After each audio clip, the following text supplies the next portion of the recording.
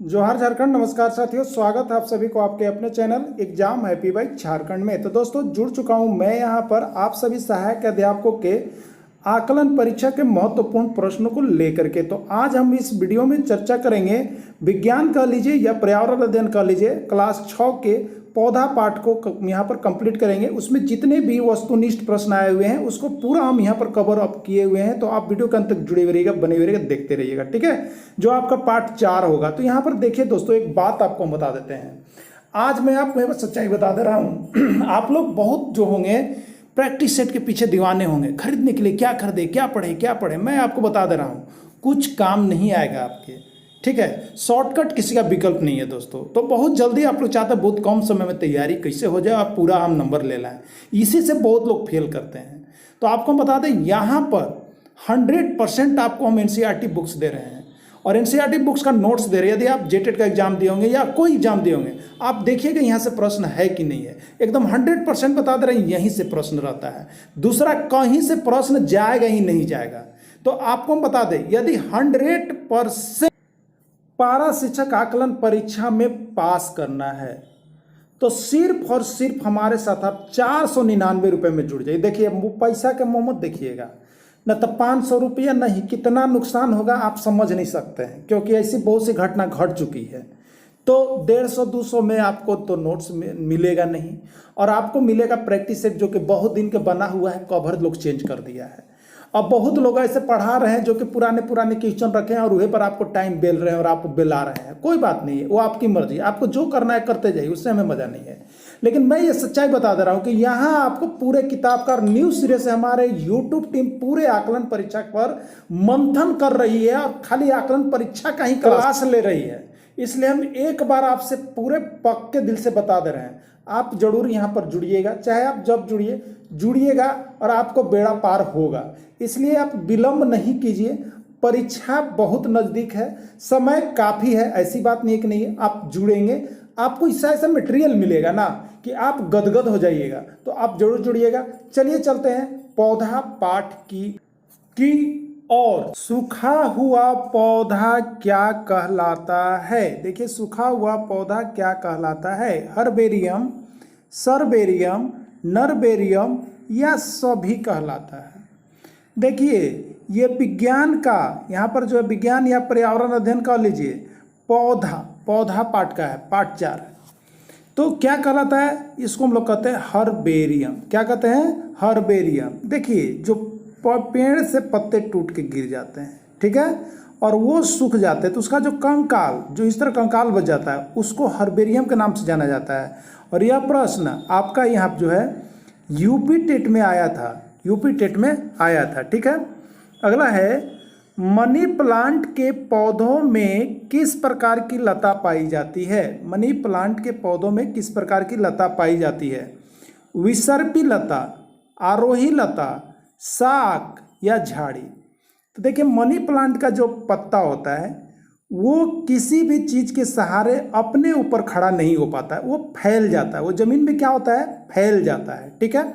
यदि आप उसको चाहेंगे तो धागा से बांध के उसको किसी पेड़ में बांधिए तो खड़ा हो जाता है। लेकिन अगर चाहिएगा कि उसको हम यहाँ पर किसी तार उड़ दे देते हैं या कोई झाड़ी उड़ी उस पर चढ़ा देते हैं और अपने चढ़ जाए ऊपर, तो ऐसा नहीं होता है, वो हमेशा जमीन की ओर ही खिसकते रहता है। तो ऐसी लता को यहाँ पर क्या कहते हैं, ये आपका यूपी टेट, एमपी टेट और सी टेट सबका प्रश्न है, ठीक है।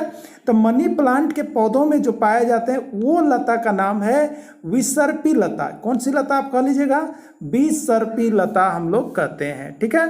चलिए अगले दिखेगा, कद्दू और खीरा में किस प्रकार की लता पाई जाती है। देखिए कद्दू है, खीरा है, नेनुआ जो हम लोग देखते हैं, वो क्या होता है, एक झाड़ हम लोग ले देते हैं, वो झाड़ के सारे अपने चढ़ने में समर्थ रहता है, सामर्थ्य उसमें रहता है, ठीक है। तो ये क्या होता है, आरोही, यानी बढ़ते जाता है, चारों तरफ बढ़ते जाता है। तो ऐसा लता के कहते हैं आरोही लता। क्या कहते हैं, आरोही लता। ये यहाँ पर सीजी टेट का प्रश्न है जी, कद्दू और खीरा दोनों आया हुआ है कि किस प्रकार की लता होती है। तो इसको हम लोग कहते हैं आरोही लता, जो अपने सहारे चढ़ सके, ठीक है।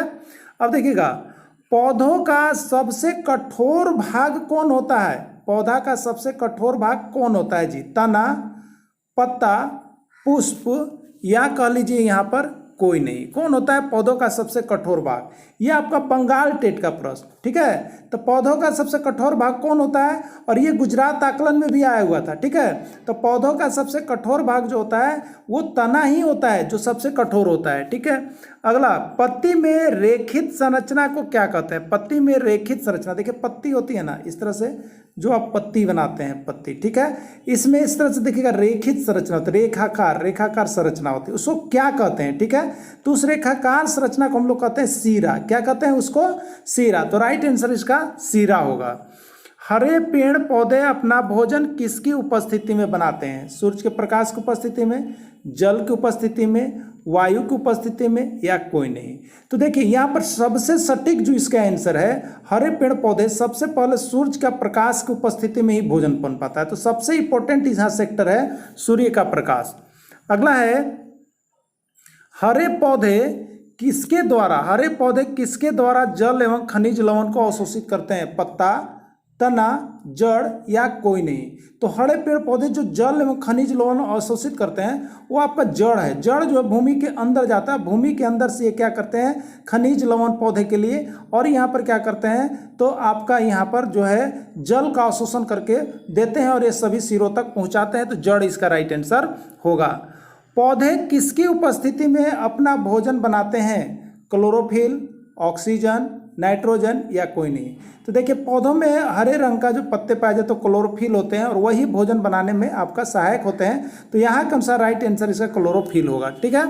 अगला है, पत्तियों में मौजूद हरे रंग के पदार्थ को क्या कहते हैं? जो पत्ती होती है वो हरी होती है, वो हरा रंग जो कहलाता है वो क्या कहलाता है? क्लोरोफिल, हरा रंग, डाइक्लूजा, या सभी? तो पत्तियों में जो हरे रंग के वर्णक मौजूद रहते हैं उसको हम लोग कहते हैं क्लोरोफिल। क्या कहते हैं उसको? क्लोरोफिल कहते हैं, ठीक है।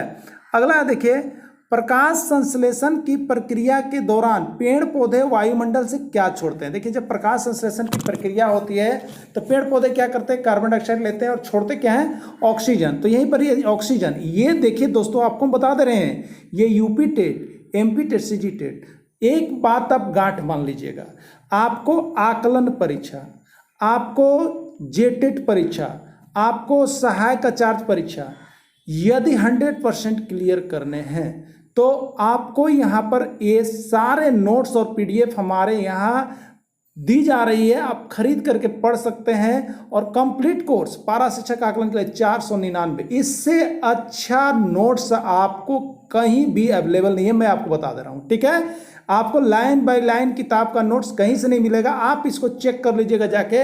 100% आपके एकदम मैं गारंटी दे रहा हूँ कि यहीं से सारे प्रश्न छपने वाले हैं, आपको बाहर से कुछ भी नहीं जाने वाला है। तो आप बहुत जल्द जो है यहाँ पर कोर्स में आकर के ज्वाइन करें और डेली यहाँ पर notes, PDF, MCQ question, model practice set बनाते रहें और जुड़ते रहें, तैयारी करते रहें, और 100% सफलता की गारंटी देता है ये। अगला है, हरे पेड़ पौधे भोजन बनाने के प्रक्रम को क्या कहते हैं? हरे पेड़ पौधे भोजन बनाने के प्रक्रम को क्या कहते हैं? ठीक है, क्लोरोफिल कहते हैं, पर्णविरीत कहते हैं, प्रकाश संश्लेषण कहते हैं, या कोई नहीं? तो हरे पेड़ पौधे जो अपना भोजन बनाते हैं, जिस विधि से भोजन बनाते हैं, उस प्रक्रम का नाम देखिए होता है प्रकाश संश्लेषण या फोटोसिंथेसिस होता है, ठीक है। अगला है, पत्तियों के फलक में असंख्य रंध्र एवं छिद्र पाए जाते हैं जो प्रकाश संश्लेषण तथा वाष्पोत्सर्जन जैसी क्रियाओं का संचालन करते हैं। इन्हें क्या कहते हैं? ठीक है, तो देखिए पत्तियों में जो असंख्य रंध्र संरचनाएं जो वाष्पोत्सर्जन करती है उसको क्या कहते हैं? क्लोरोफिल कहते हैं, एस्टोमेटा कहते हैं, पर्णफलक कहते हैं, कोई नहीं। क्लोरोफिल तो पत्तियों में हरे रंग का जो वर्णक होता है उसको कहते हैं, लेकिन यहाँ पर जो छिद्र पाए जाते हैं जिससे कि वाष्पोत्सर्जन क्रिया होती है उसको एस्टोमेटा कहते हैं। दोस्तों क्या कहते हैं? एस्टोमेटा कहते हैं। पौधों का कौन सा भाग पानी ग्रहण करता है जो भूमि के अंदर रहता है? पौधों का कौन सा भाग पानी ग्रहण करता है और वो भूमि के अंदर रहता है? पत्ता है, तना है, जड़ है, या कोई नहीं है? ये भी प्रश्न आपका बहुत बार आया हुआ है।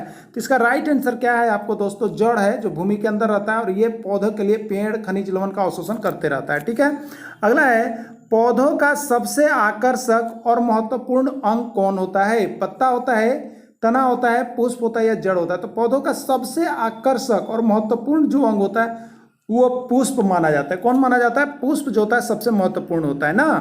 पुष्प का रंगीन भाग क्या कहलाता है? पुष्प का रंगीन भाग क्या कहलाता है? पंखुड़ी कहलाता है, वाह्यदल कहलाता है, जड़ कहलाता है या कोई नहीं। ठीक है, तो पुष्प का जो सबसे रंगीन भाग होता है उसको हम लोग कहते हैं पंखुड़ी। क्या कहते हैं? पंखुड़ी कहते हैं। अब देखिए, पुष्प के भीतर एक धागे जैसी रचना क्या कहलाती है? तो पुष्प के भीतर एक धागे जैसी रचना रहती है, पहचानिएगा। पुंकेसर, परागकोश, परागकण या तंतु। तो पुष्प के भीतर एक धागे रंग की जो संरचना दिखाई पड़ती है उसको हम लोग पुंकेसर कहते हैं। क्या कहते हैं? पुंकेसर। अब देखिएगा, पुष्प के नर भाग, पुष्प में भी नर और मादा होते हैं, जिससे दूसरे पुष्प जो होते हैं उत्पन्न होते हैं, तो वो भी होता है। पुष्प के नर भाग को क्या कहते हैं? पुंकेसर, स्त्री केसर, वाह्यदल या कोई नहीं।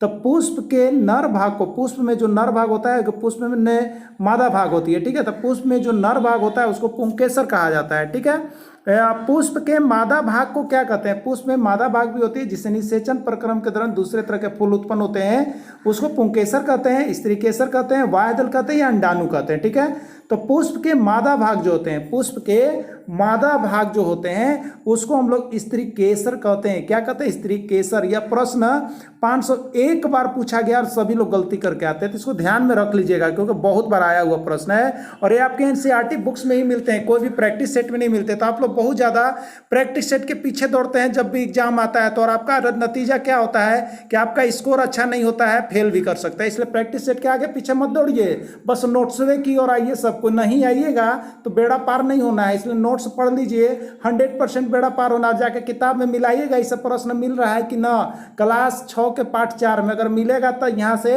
आपको सब चीज हम टॉपिक वाइज दे रहे हैं, एकदम टॉपिक वाइज, सब चैप्टर वाइज। यहाँ के बाद कहीं आपको जाने की आवश्यकता ही नहीं है। ठीक है, अब देखिए, जड़ मदद करता है। अरे किस चीज में जड़ मदद करता है? जल में, खनिज लवण के अवशोषण में, मिट्टी को जकड़े रखने में या सभी में। एकदम जड़ जल को क्या करता है? संरक्षण करता है, खनिज लवण का अवशोषण करता है, मिट्टी को जकड़े रखता है। अरे सभी में इसका आंसर होगा एकदम कंफर्म, सभी। ठीक है, अब देखिए, पुष्प के किस भाग में अंडाशय मिलता है? बाहरी भाग में, बाह्य भाग, मध्य भाग, आंतरिक भाग या सभी जगह। तो पुष्प के, देखिए ये प्रश्न आपको बता दे रहे, जेटेट, यूपी टेट और सी टेट में पूछा हुआ है। ठीक है, तो पुष्प के किस भाग में अंडाशय मिलता है? तो वो मध्य भाग में रहता है, अंडाशय रहता है, और बाहरी सिरा पर जो रहता है आपको यहाँ पर क्या रहता है? पुंकेसर रहता है। ठीक है, तो ये बहुत बड़ा प्रश्न है। ये आपका किससे मिला है? तो आप जाकर देखिएगा एनसीईआरटी का आपका जो पाठ्य पुस्तक उसमें ये प्रश्न है कि नहीं है। तो आप लोग देखिए, खाली प्रैक्टिस सेट के पीछे एकदम दौड़ रहे हैं पागल कुत्ता की तरह, तो पागल कुत्ता की तरह फिर नीचे मुड़ी करके भी आइएगा।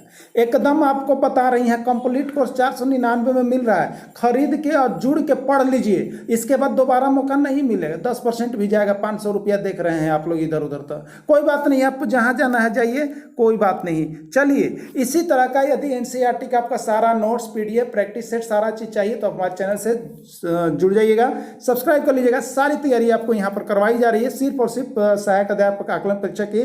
तो आप जुड़ करके यहाँ पर तैयारी कर सकते हैं। वीडियो के अंत तक जुड़े रहे, इसके लिए आप सभी को बहुत बहुत धन्यवाद।